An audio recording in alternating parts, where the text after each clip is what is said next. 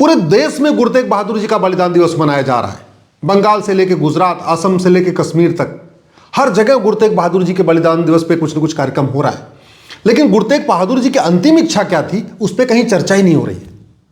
गुरु तेग बहादुर जी ने धर्मांतरण नहीं किया, इसलिए उनको डराया गया। उनको डराने के लिए उनके साथी भाई मती दास जी को आरे से पहले कटवाया गया, फिर भी उन्होंने धर्मांतरण नहीं किया। फिर भाई सती दास को रुई में लपेट के जिंदा जलाया गया, फिर भी उन्होंने धर्मांतरण नहीं किया गया।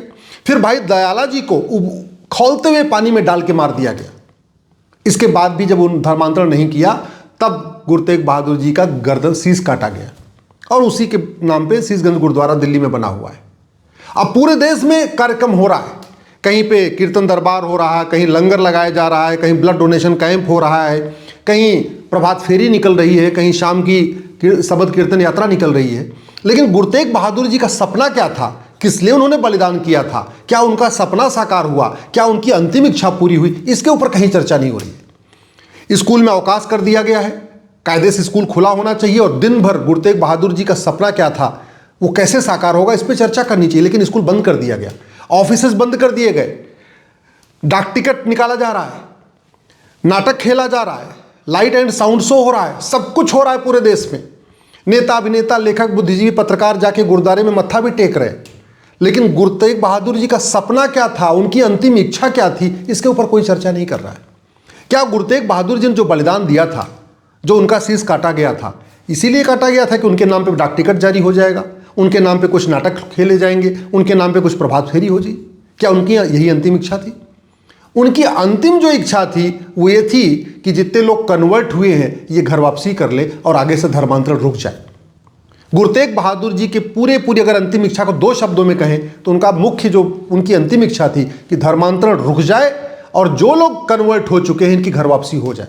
दुर्भाग्यवश पूरे देश में गुरु तेग बहादुर जी के सम्मान में कुछ न कुछ कार्यक्रम हो रहा है, लेकिन घर वापसी कैसे होगी, धर्मांतरण कैसे होगा, इस पर कहीं चर्चा नहीं हो रही। और आज दुनिया में सबसे ज्यादा धर्मांतरण भारत में हो रहा है, गुरुओं की धरती पे हो रहा है।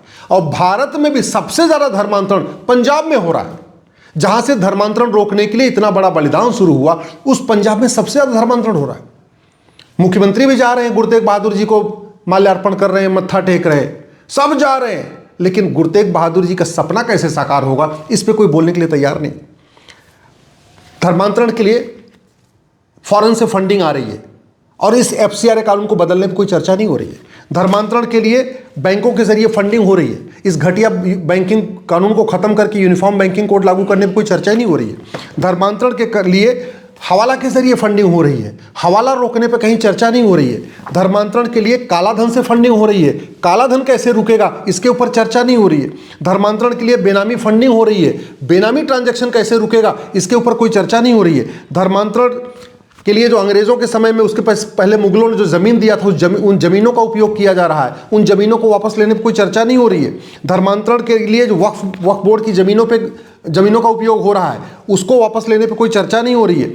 जो नकली दवाओं का कारोबार होता है, उससे जो पैसा आ रहा है, उससे धर्मांतरण हो रहा है, नकली दवाओं के कारोबार रोकने पे कोई चर्चा नहीं हो रही है। जो नशे का कारोबार हो रहा है, उसके जरिए धर्मांतरण हो रहा है, नशे के कारोबार जो पैसा आ रहा है उसको भी यूज़ किया जा रहा है, लोगों को नशेड़ी बना बना के कन्वर्ट किया जा रहा है। पंजाब में तो यही हो रहा है, फिर भी इस घटिया कानून को बदलने पर कोई चर्चा नहीं हो रही है। उस समय जो कन्वर्ट हो गए उनकी कुरीतियां, कुप्रथाएं चलती रहें, इसीलिए ये मुस्लिम लॉ बना था। इस मुस्लिम लॉ को खत्म करके यूनिफॉर्म सिविल कोड लागू करने पर कोई चर्चा नहीं हो रही है। धर्मांतरण इसलिए हो रहा है क्योंकि पूरे देश की पुलिस एक जैसा व्यवहार नहीं करती। एक जैसा व्यवहार क्यों नहीं कर रही है? क्योंकि हमारा ये अंग्रेजों का जो 1861 का पुलिस एक्ट है, इसके कारण पुलिस सत्ता के गुलाम है। उत्तर प्रदेश में पुलिस धर्मांतरण पे कार्रवाई कर रही है, पंजाब पुलिस नहीं कर रही है, तमिलनाडु पुलिस नहीं कर रही है, बंगाल पुलिस नहीं कर रही है, दुनिया कई देश के कई अलग अलग कई राज्यों में पुलिस काम नहीं कर रही। क्यों? क्योंकि पुलिस सत्ता के गुलाम बनी है। तो यूनिफॉर्म पुलिस कोड लागू करने पर कोई चर्चा नहीं हो रही है। सबसे आश्चर्य की बात है, 150 साल के बाद IPC बदली, नया भारतीय न्याय संहिता आया, लेकिन इसमें ऑफेंस रिलेटिंग टू कन्वर्जन नाम का एक चैप्टर नहीं है। ऑफेंस रिलेटिंग टू रिलीजन है, धार्मिक भावना आहत करना अपराध है, लेकिन धर्मांतरण करना अपराध नहीं है। सेंट्रल लेवल पे कोई इसमें चैप्टर ही नहीं है। धर्मांतरण पूरे देश में हो रहा है, धर्मांतरण राष्ट्रीय समस्या है, इसके बावजूद बीएनएस में ऑफेंस लेटिंग टू कन्वर्जन नाम का एक चैप्टर नहीं है। धर्मांतरण राष्ट्र की सुरक्षा के लिए खतरा है, उससे निपटने के लिए हमारे पास कानून है, नेशनल सिक्योरिटी एक्ट, लेकिन इसमें हमने नेशनल सिक्योरिटी एक्ट में कहीं लिखा ही नहीं है कि धर्मांतरण राष्ट्र की सुरक्षा के लिए खतरा है। धर्मांतरण हमारी एकता अखंडता के लिए खतरा है, उससे निपटने के लिए हमारे पास यूएपीए है, लेकिन इसमें यूएपीए में भी हमने नहीं लिखा हुआ है कि धर्मांतरण एक अनलॉफुल एक्टिविटी है। धर्मांतरण करने वाले सच बोलते नहीं, अब पुलिस उनको पीटती है तो बाद में ह्यूमन राइट का मामला बन जाता है। तरीका यह है कि उनका narco polygraph brain mapping test किया जाए। इसके बावजूद इस हमारे एविडेंस एक्ट में, हमारे पास जो साक्ष्य संहिता है, इसमें narco polygraph brain mapping test करने का कोई सुविधा नहीं है। आज तक किसी धर्मांतरण कराने वाले की नागरिकता खत्म नहीं हुई। क्यों? क्योंकि ये सिटीजनशिप एक्ट महा घटिया है, महा सड़ा हुआ है। आज तक जो मुगलों ने यहाँ पे गलत काम किए, जो हमारे मठ मंदिरों को उन्होंने लूटा तोड़ा, उसको वापस लेने पे कानून बनाने की बजाय उनको वापस न ले सके, इसके लिए प्लेस ऑफ वर्शिप एक्ट बना दिया गया। इस प्लेस ऑफ वर्शिप एक्ट को बदलने पे कोई चर्चा ही नहीं हो रही है। जो बाबर, हुमायूं, तुगलक, गजनी, गोरी के मकबरे थे, जो उनके दरगाहें थी, जो उनके और भी इलीगल चीज़ें कंस्ट्रक्शन था, उसको लीगलाइज कर दिया गया एंशिएंट मोनूमेंट एक्ट बना के। इस घटिया कानून को बदलने पर कोई चर्चा नहीं हो रही है। देश का विभाजन मजहब के आधार पे हुआ, लोगों को प्रताड़ित मजहब के आधार पे किया गया था। गुरु तेग बहादुर जी का बलिदान मजहब के आधार पे हुआ था। भाई मतीदास, भाई सतीदास, भाई दयाला जी का जो बलिदान हुआ था मजहब के आधार पे हुआ था। औरंगजेब मजहब देख देख के काट रहा था, इसके बावजूद मजहब के आधार पे नियम चल रहा है, मजहब के आधार पे कानून चल रहा है, मजहब के आधार पे वक्फ बोर्ड चल रहा है, मजहब के आधार पे वक्फ ट्रिब्यूनल चल रहा है, मजहब के आधार पे माइनॉरिटी कमीशन चल रहा है, मजहब के आधार पर माइनॉरिटी फिल्म मिनिस्ट्री चल रही है। और सबसे बड़ी बात, औरंगजेब का मदरसा आज भी चल रहा है। मुगलों ने तो 1000 मदरसे खोले थे, हमारे वाले मुगलों ने तो लगभग 5 लाख मदरसे खुलवा दिए आज़ादी के बाद। उस पर कोई चर्चा ही नहीं हो रही है। आतंकवाद, जिहाद, मजहबी उन्माद मदरसों से फैलता है, मदरसों को रोकने पर कोई चर्चा नहीं हो रही है। और सबसे बड़ी आश्चर्य की बात, हमने राइट टू एजुकेशन एक्ट लागू कर दिया, हमारी किताबों में भाई मतीदास के बारे में पढ़ाया नहीं जाता, भाई सतीदास के बारे में पढ़ाया नहीं जाता, भाई दयाला जी के बारे में पढ़ाया नहीं जाता। गुरु तेग बहादुर जी के ऊपर भी ऐसा छोटा सा चैप्टर है कि उनका डिटेल कार्यों को पढ़ाया नहीं जाता। तो भाई इस समय सब कुछ चल रहा है गुरु तेग बहादुर जी के सम्मान में, वो सारे काम हो रहे हैं जो वो नहीं चाहते थे, लेकिन जो उनकी अंतिम इच्छा थी, जो उनका सपना था, उसको साकार करने पे कोई काम नहीं हो रहा है। घर वापसी कैसे होगी, इस पे कोई चर्चा नहीं हो रही। धर्मांतरण कैसे रुकेगा, इस पे कोई चर्चा नहीं हो रही। धर्मांतरण को आज तक ऑर्गेनाइज क्राइम नहीं डिक्लेयर किया। धर्मांतरण एक संगठित अपराध है, उससे निपटने के लिए बीएनएस में धारा 111 है, लेकिन धारा 111 में कहीं लिखा ही नहीं है कि धर्मांतरण भी ऑर्गेनाइज क्राइम है। धर्मांतरण अपने आप में एक्ट ऑफ टेररिज्म है। अल्टीमेटली औरंगजेब ने गुरु तेग बहादुर जी की हत्या क्यों किया? कि उन्होंने धर्मांतरण नहीं किया। इससे बड़ा एक्ट ऑफ टेररिज्म क्या हो सकता है? और एक्ट ऑफ टेररिज्म के लिए सेक्शन 113 है, लेकिन इसमें हमने कहीं लिखा ही नहीं है कि हाँ धर्मांतरण कराना ये भी एक्ट ऑफ टेररिज्म है। धर्मांतरण अपने आप में वेजिंग वॉर है। यहाँ जो मुगल आए थे वो केवल और केवल धर्मांतरण कराने आए थे, और आज भी दुनिया में सबसे ज़्यादा धर्मांतरण भारत में हो रहा है। 1500 परिवारों का पर डे धर्मांतरण हो रहा है। एक परिवार में 7 आदमी मान के चलिए तो पर डे 10,000 हिंदुओं का धर्मांतरण हो रहा है, यानी साल में 40 लाख हिंदुओं का धर्मांतरण हो रहा है।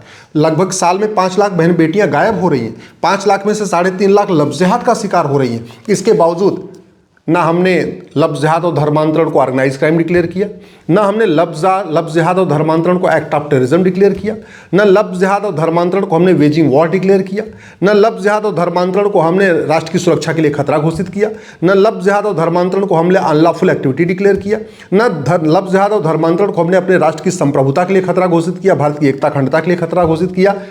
तो फिर धर्मांतरण रुकेगा कैसे? फिर घर वापसी होगी कैसे? न घर वापसी के लिए एक कानून है, न धर्मांतरण के लिए पार्लियामेंट में कोई कानून है, न घर वापसी के लिए केंद्र सरकार और राज्य सरकार की कोई स्कीम है, न धर्मांतरण रोकने के लिए सेंट्रल लेवल पर कोई कानून है।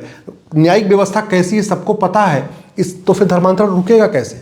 ये जो कुछ हो रहा है, एक बार अपने दिल पे हाथ रख के ईमानदारी से पूछिए कि क्या गुरु तेग बहादुर जी यही चाहते थे कि उनके नाम पे डाक टिकट इशू हो जाए, उनके नाम पे ब्लड डोनेशन कैंप चले, उनके नाम पे प्रभात फेरी हो, उनके नाम पे शाम को शबद कीर्तन दरबार हो? क्या गुरु तेग बहादुर जी यही चाहते थे कि उनका नाटक खेला जाए? क्या लाइट एंड साउंड शो हो? क्या गुरु तेग बहादुर जी का सपना यही था कि केवल उनके नाम पे लंगर चले, केवल उनके नाम पे लोग भीड़ इकट्ठा हो, भाषणबाजी हो? उनका सपना क्या था? गुरु तेग बहादुर जी का 2 ही सपना था, धर्मांतरण रुके, घर वापसी हो। दुर्भाग्यवश इसके ऊपर गंभीरता के साथ चर्चा नहीं हो रही है।